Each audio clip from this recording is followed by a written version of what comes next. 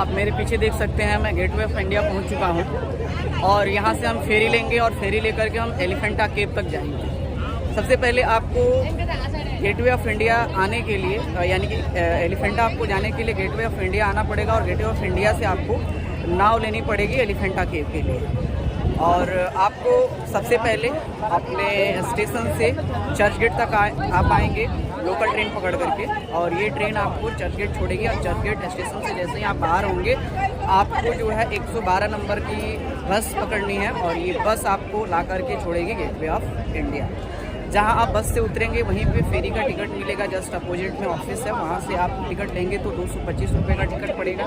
नहीं तो आप यहां से अगर फेरी का टिकट लेते हैं तो आपको 250 से 300 के बीच में आपका जो है चार्ज लग सकता है। तो आप बेहतर होगा कि आप ऑफिस से ही आप टिकट लें। ये मेरे पीछे गेटवे ऑफ इंडिया है और यहाँ से हम अब नाव पकड़ेंगे और नाव से हम चलेंगे एलिफेंटा केव की तरफ। तो बने रहिए हमारे साथ।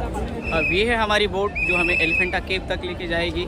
यहाँ से अब हम बोट पे चलते हैं और ये हमें एलिफेंटा केव तक लेके जाएगी। तो आप बने रहिए हमारे साथ और करते हैं सफ़र शुरू।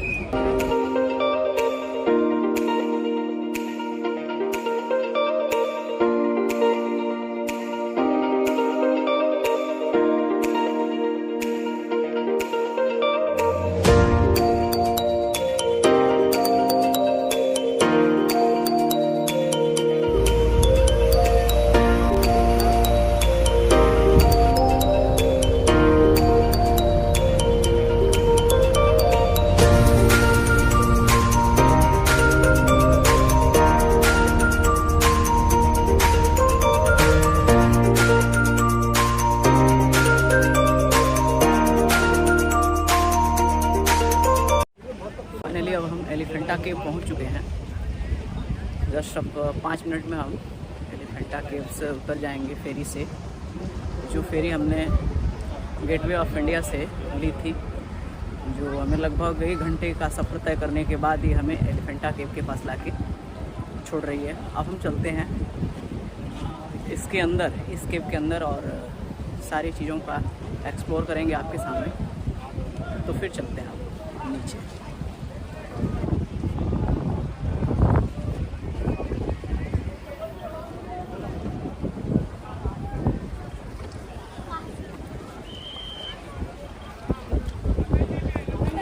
नाव से उतर गए हैं, अब यहाँ से केव की तरफ हम बढ़ रहे हैं और चल रहे हैं आगे। आपको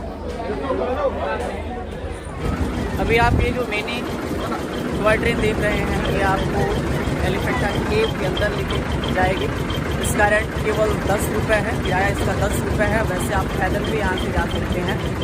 अगर आप पैदल नहीं जाना चाहें तो आप इस मिनी टॉय का इस्तेमाल कर सकते हैं। ये निकल गई, आप देख। अब ये मिनी टॉय ट्रेन जो अभी गई है फिर से वापस आ गई है। अब हम इस पे बैठेंगे और एलिफेंटा केव के अंदर चलेंगे। इसका सफ़र बहुत ही मज़ा आने वाला है इस सफ़र में, इस ट्रेन पर। तो चलिए।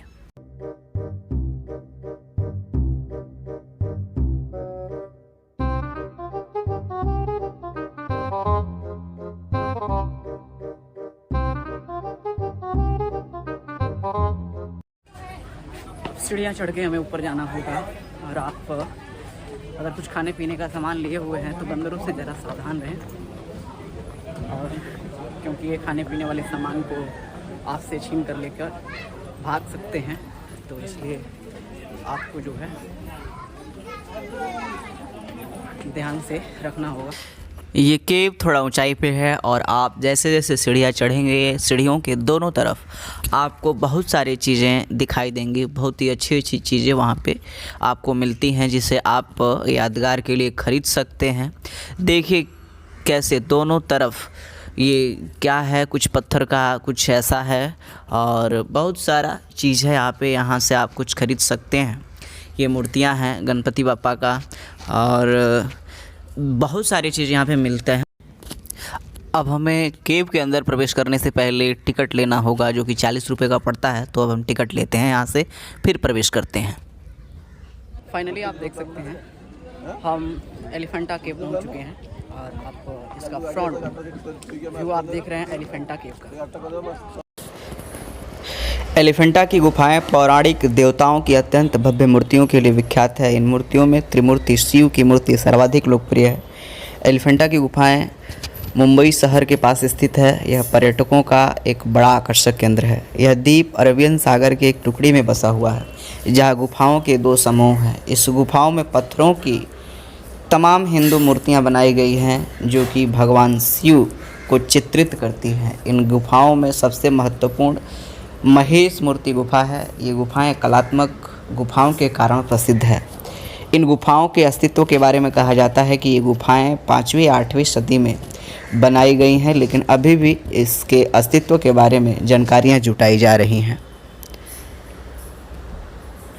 ये मूर्तियाँ जो आप देख रहे हैं, ये मूर्तियाँ तकरीबन 5 से 8वीं शताब्दी में बनाई गई थी, लेकिन इस पर भी लोगों के अलग अलग राय हैं।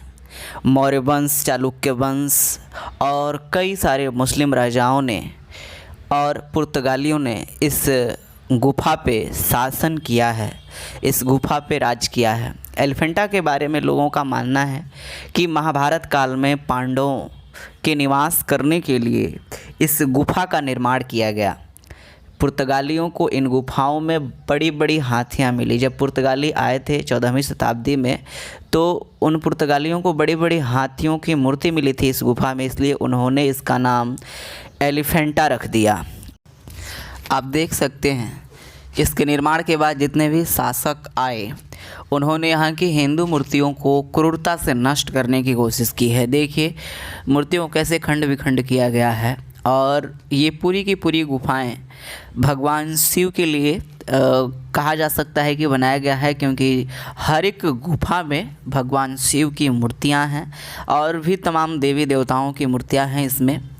1970 में इसकी दोबारा से मरम्मत कराई गई थी और 1987 में यूनेस्को ने वर्ल्ड हेरिटेज साइट का खिताब इसे दिया था, यानी कि वर्ल्ड हेरिटेज साइट ने इसे डिज़ाइन भी किया था। फ़िलहाल इसकी देखरेख आर्कियोलॉजिकल सर्वे ऑफ इंडिया कर रहा है और इस पे अभी खोज जारी है। देखिए आप तमाम मूर्तियों को देख सकते हैं कि इसे कैसे बनाया गया है और कैसे नष्ट किया गया है पुर्तगालियों के द्वारा, मुस्लिम शासकों के द्वारा। आप देख सकते हैं ये थोड़ा यहाँ पे अंधेरा है, दिखाई नहीं दे रहा होगा, लेकिन ये यहाँ पे काफ़ी सारी मूर्तियाँ हैं जो विखंड खंड अवस्थाएं में हैं। ये आप देख सकते हैं सामने कैसे फिलर्स हैं, इसमें बहुत सारे फिलर्स इसमें दिया गया है। ये शिवलिंग है, शिव की मूर्ति है, बहुत ही पुराना है, लगभग 8वीं-5वीं शताब्दी की है ये, आप देख सकते हैं। और अभी तक इसे बचा के रखा गया है। आप जब भी मुंबई आएँ एलिफेंटा केव ज़रूर आएँ, आपको बहुत कुछ इतिहास के बारे में जानने को मिलेगा। और पीछे देखिए मेरे, ये मूर्ति आप देख सकते हैं, शायद ये किसी देवताओं को ये चिन्हित कर रहा है। और मेरे पीछे देखिए एक, इसमें कितने सारे फिलर्स हैं, आप देख सकते हैं। इससे यहाँ पे बहुत सारे टूरिस्ट आते हैं। और एक ये दूसरा भाग देखिए, इसमें ये कैसा दिखता है। ये साथ हो सकता है, कह सकते हैं कि आंगन जैसे हम कहते हैं वो है, ये आंगन की तरह है, इधर कुछ ऐसा है। और ये दूसरी गुफा है, आप देख सकते हैं। इसके पीछे जैसे आप जाएंगे आपको ये देखने को मिलेगा इधर।